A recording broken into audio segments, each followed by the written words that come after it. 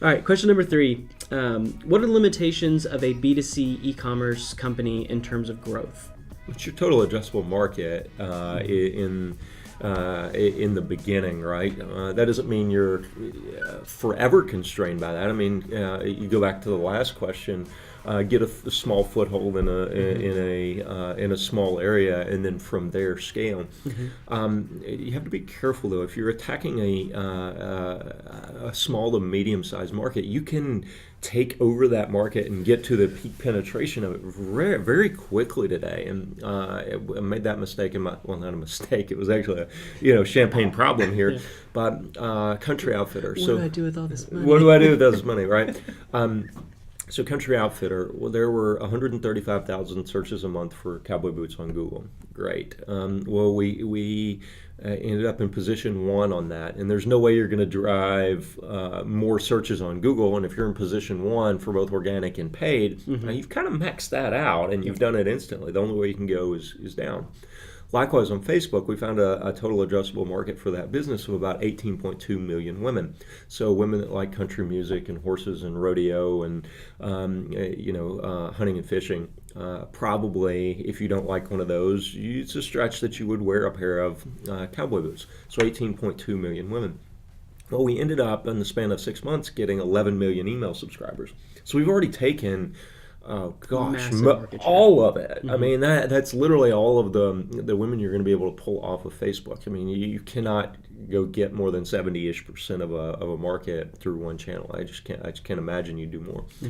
But if you extrapolate the line of growth, and you're a venture capitalist and you view growth as a straight line, well, great, this business is going to reach 100 million people in mere months. Let's put $93 million of venture capital into it.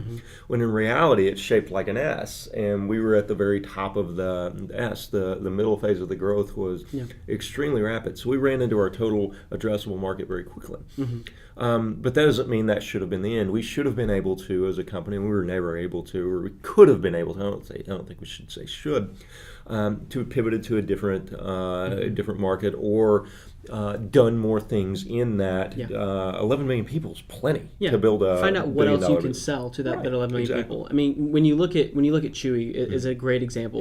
Chewy started out with a very limited market, and then they realized that pet owners don't just buy dog food; they buy cat food, they buy horse food, they buy dog pets, dog pets, whatever it is. Toys. How about toys? There we go. Yeah. All things related to that market. So like with Country Outfitter, and y'all tried this. We tried. I wasn't the right guy to do it. I know nothing about Western wear, so I left, and they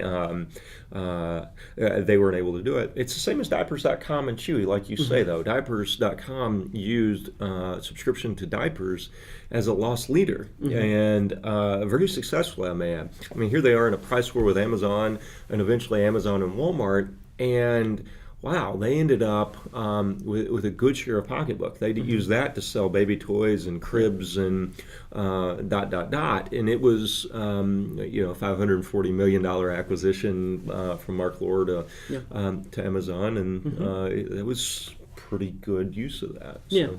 I think to sum this question up, and it's something that John says a lot, ultimately the limit that you're going to face is your ability to operate and execute at that next level. What gets you to a $10 million store may not get you to a $100 million store. Ben Francis is someone that I respect and look up to a lot. He's the former CEO and he's the founder of Gymshark. And he realized, he grew the company from when he was 18 to where he was 23. At 23 years old, at 23 or 24, he was operating a $50 to $75 million run rate company. And he quickly realized that his strengths lay in the product design, his strengths lay in the marketing strategy and plan. So he hired his own boss. He brought in a CEO, he brought in a CFO to operate those aspects of the business so he could focus on what he loved to do. And so you're really only limited by your ego and then by your ability to operate and execute and build a team around you, I believe. Yeah, I agree. One final thing on this, just kind of the personal story around Engine. The way we're designing the software, it's not super easy to use in the very beginning. And so our target is, by necessity, and because we are these people, or we're our own target market here, we're really catering to $3 to $10 million vertically integrated brands that have a need for content and commerce. Those brands also have to have developers on staff. Now, that's not a very large addressable market. If you look at it, there are thousands of stores. There aren't millions of stores in that category. So as we nail that product, and I think we've got the best one in the world, if you run a brand like that, let us know and we'll help you out. But the long-term plan for us is to build a massive network of the most powerful e-commerce software on the planet. And to do that, we're going to have to expand our market to a very easy-to-use solution that even if you don't have a developer or you have half a developer or if you have some hacking skills, then this is a product for you. And so that's our way of putting our toe in the market. And here, at least for once, we're practicing what we preach on this question. So good question. Perfect. Yeah.